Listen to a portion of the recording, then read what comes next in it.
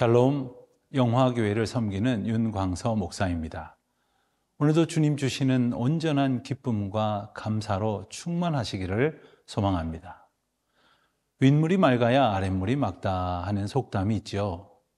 윗사람이 본을 보여야 아랫사람이 좋은 것을 배운다는 의미입니다. 그런데 이것을 조금 다른 맥락에서 본다면 윗물, 즉 윗사람이 아랫물에 무엇을 흘려보내느냐에 따라 아랫물의 성격이, 그들의 인생이 바뀐다고 말할 수도 있을 것 같습니다. 오늘날 우리는 우리의 다음 세대와 후배들과 자녀들에게 어떤 물을 흘려보내고 있을까요? 오늘은 창세기 48장 1절에서 11절 말씀을 통해 야곱이 그의 자손들에게 무엇을 흘려보내고 있는지, 그들을 어떤 사람으로 키우고자 했는지를 살펴보며 우리도 무엇을 흘려보내야 할까 함께 묵상해 보겠습니다.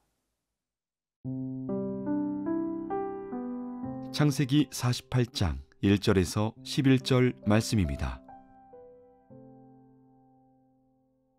2일 후에 어떤 사람이 요셉에게 말하기를 내 아버지가 병들었다 하므로 그가 곧 두 아들 므낫세와 에브라임과 함께 이르니, 어떤 사람이 야곱에게 말하되 내 아들 요셉이 내게 왔다 하매 이스라엘이 힘을 내어 침상에 앉아 요셉에게 이르되 이전에 가나안 땅 루스에서 전능하신 하나님이 내게 나타나사 복을 주시며 내게 이르시되 내가 너로 생육하고 번성하게 하여 내게서 많은 백성이 나게 하고 내가 이 땅을 내 후손에게 주어 영원한 소유가 되게 하리라 하셨느니라.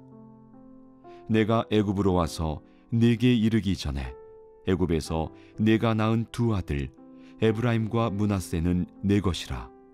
르우벤과 시므온처럼 내 것이 될 것이요 이들 후에 내 소생은 내 것이 될 것이며 그들의 유산은 그들의 형의 이름으로 함께 받으리라. 내게 대하여는 내가 이전에 밧단에서 올 때에 라헬이 나를 따르는 도중 가나안 땅에서 죽었는데 그곳은 에브랏까지 길이 아직도 먼 곳이라. 내가 거기서 그를 에브랏길에 장사하였느니라.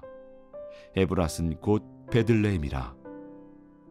이스라엘이 요셉의 아들들을 보고 이르되 이들은 누구냐? 요셉이 그의 아버지에게 아뢰되 이는 하나님이 여기서 내게 주신 아들들이니이다. 아버지가 이르되 그들을 데리고 내 앞으로 나오라. 내가 그들에게 축복하리라.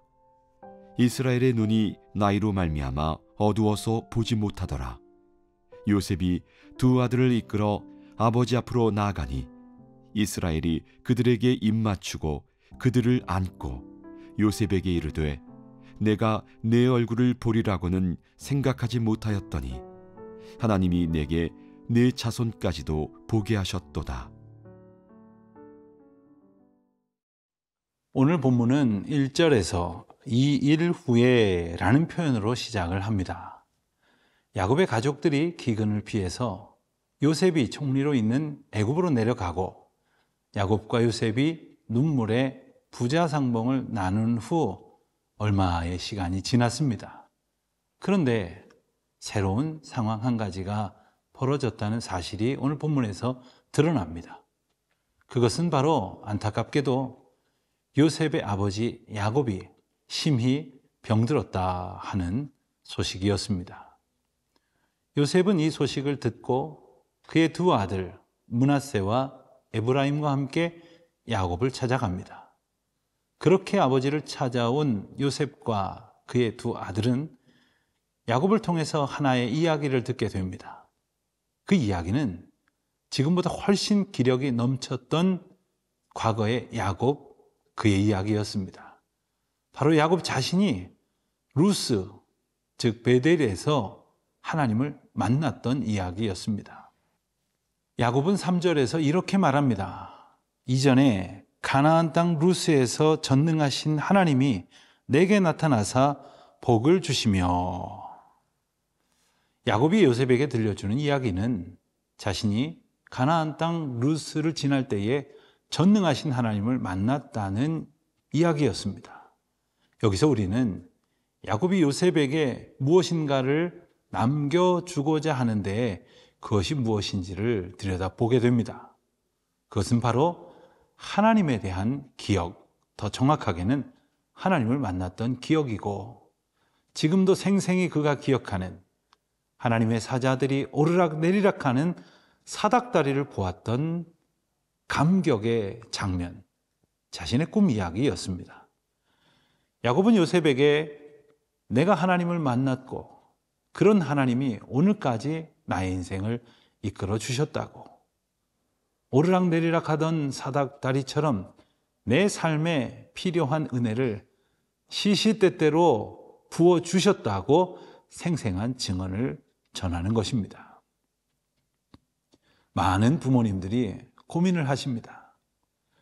우리 눈앞에 있는 자녀들이 앞으로 살아가며 가장 필요한 것들이 무엇일지 생각해보고 그것을 어떻게 하면 줄 수 있을까 애를 씁니다. 어떤 분들은 뭐니 해도 머니가 최고라고 하면서 재산을 물려주시기도 할 것이고, 아빠 찬스, 엄마 찬스 다 사용해 가면서 어떻게든 부모 세대가 누리던 사회적 지위를 자녀들이 차지할 수 있도록 온 힘을 다해 도우려고 합니다. 그렇지만 정작 우리 자녀들이 앞으로 이 땅을 살아가기 위해 가장 그들에게 필요한 것은 정말 무엇일까요? 하나님의 보호하심이 아닙니까? 하나님과의 동행이 아니겠습니까? 그렇기 위해 저들에게는 하나님과의 추억이 있어야 합니다. 이삭이 하나님을 만났던 것처럼, 야곱 자신이 하나님을 경험했던 것처럼, 그의 자녀 요셉도, 손자인 므낫세와 에브라임도 너희의 하나님을 만나야 한다. 이것이 야곱의 메시지였고, 야곱이 그들에게 가장 중요한 것임을 일깨워 심어주고 싶었던 것입니다. 그리고 이어서 야곱은 하나님께서 자신에게 주신 복에 대해서 이야기를 하기 시작을 합니다. 3절과 4절입니다. 전능하신 하나님이 내게 나타나사 복을 주시며 내게 이르시되 내가 너로 생육하고 번성하게 하여 내게서 많은 백성이 나게 하고 내가 이 땅을 내 후손에게 주어 영원한 소유가 되게 하리라 하셨느니라.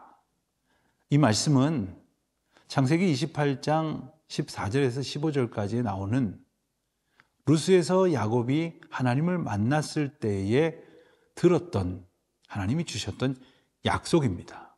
이것은 자손에 대한 축복이었고 가나안 땅으로 돌아오게 하시겠다는 약속을 그대로 포함하고 있는 것입니다. 그렇습니다. 야곱은 늘 하나님께서 주시겠다고 하셨던 그 축복의 약속을 기억하고 있었습니다.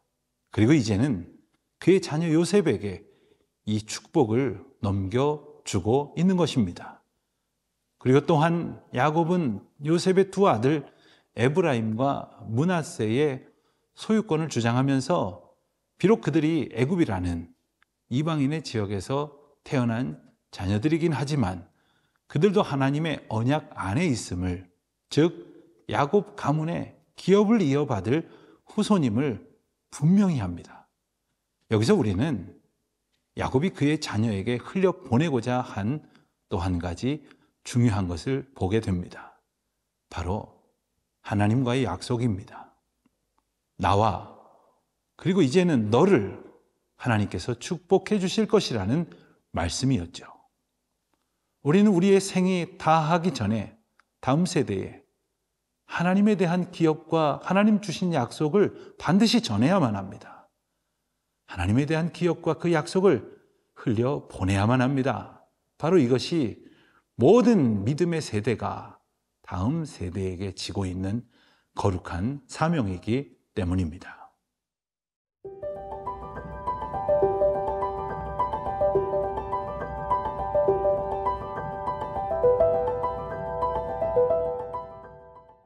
이어서 야곱은 자신이 너무나도 사랑했던 여인이자 요셉의 어머니인 라헬을 회상합니다. 이 회상은 단순히 병든 야곱이 라헬을 그리워했다고 볼 수도 있지만 야곱은 죽은 자신의 아내 라헬을 언급함으로써 하나님 앞에서 에브라임과 므낫세가 야곱과 라헬의 아들이 되었음을 밝히고자 한 것입니다. 즉 야곱은 에브라임과 므낫세가 자신의 아들들과 동등하게 축복받을 똑같은 자기 자녀임을 선포하고 있는 것입니다. 그리고 이러한 선포는 에브라임과 므낫세의 자손들도 하나님의 언약 백성으로 귀속시키는 것이기도 했습니다. 그리고 야곱은 요셉의 두 아들을 축복합니다. 야곱은 처음에 그들을 똑바로 알아보지 못한 듯합니다. 아마도 그만큼 야곱은 나이가 들었고 자기 눈으로 자녀들을 분간하기가 어려웠던 모양입니다. 자녀를 축복하는 이 시간, 어쩌면 그는 오래전 자신이 아버지 야곱에게 축복을 받던 때를 떠올렸을 것입니다. 자신이 형과 아버지를 속였던 일을 기억하면서 요셉의 두 아들을 다시 한번 확인하려고 했었을 것입니다.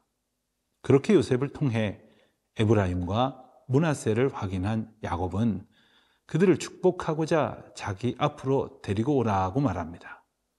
그런데 13절 말씀을 보면 요셉이 두 아들을 야곱 앞에 세울 때 야곱의 왼손 앞에는 에브라임을 세우고 오른손 앞에는 므낫세를 세웁니다. 야곱이 오른손으로는 므낫세를, 왼손으로는 에브라임을 축복하도록 한 것이었습니다. 성경을 보면 오른손에 특별한 의미를 부여합니다.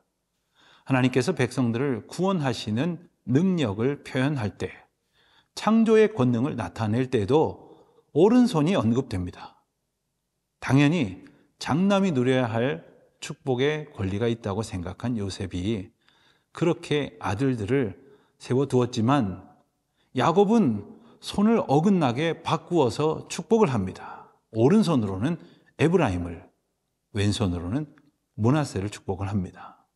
이 모습을 본 요셉은 야곱이 눈이 어두워서 착각한 것으로 알고 야곱의 손을 들어 바꾸려고 하면서 아버지에게 말합니다. 그리 마옵소서, 이 아이가 큰 아이니 그의 머리에 오른손을 얹으소서라고 말합니다. 요셉은 야곱이 손을 바꾸어 축복한 것을 기뻐하지 않았습니다. 이것은 요셉이 에브라임보다 므낫세를 더 사랑했다고 하기보다는 오른손의 축복은 당연히 장남의 것이라고 여겼기 때문일 것입니다. 야곱이 손을 바꾼 것은 물론 의도적인 것이었습니다. 일부러 장남과 차남의 손을 바꾸어 축복한 것입니다. 야곱은 하나님의 축복에 대해 배우고 깨달은 것이 있었습니다. 그것은 사람들이 생각하는 자격과 조건에 의해 주어지는 것이 아니라 전적인 하나님의 주권 아래에 있다는 점이죠. 요셉이 기뻐하지 않았던 것은 하나님의 축복을 받을 자격이 장남인 므낫세에게 있다고 생각했기 때문일 것입니다. 야곱도 하나님의 복주심이라는 의미를 다 알지 못했을 때에는 수단과 방법을 가리지 않아가면서 하나님의 복을 구했지만 하나님이 간섭하시고 철저하게 주관하시는 인생을 깨달으며 살아올 때에 그 복은 사람들의 생각과는 상관이 없다는 사실을 배웠습니다. 그래서 하나님의 축복 또한 전적인 하나님의 은혜라는 사실을 알게 된 것이지요. 지금도 많은 그리스도인들이 자기가 가지고 있는 축복에 대한 생각에 붙들려서 살아갑니다. 복 주시고 생명의 능력을 주시는 하나님의 뜻과는 상관없이 자기 생각대로 자격과 조건을 세우고 스스로의 열심과 노력으로 이것을 받을 수 있다고, 이루어갈 수 있다고 여깁니다. 하나님의 복을 사모하시되 그 주권은 온전히 주님께 맡겨드리십시오. 그리고 오직 주님의 말씀과 약속 앞에서 날마다 자기를 부인하고 순전한 마음으로 순종하며 따르십시오. 그때에 하나님의 역사하심을 보게 될 것입니다.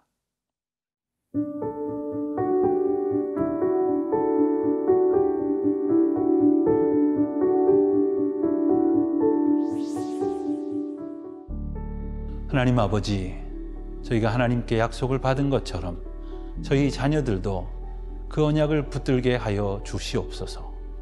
오직 하나님의 주권만을 소망하며 다른 모든 것을 기꺼이 내려놓게 하옵소서. 저희 자녀들과 다음 세대에 하나님에 대한 믿음의 기억과 말씀으로 주실 약속을 증거하게 하옵소서. 예수님의 이름으로 기도드립니다. 아멘.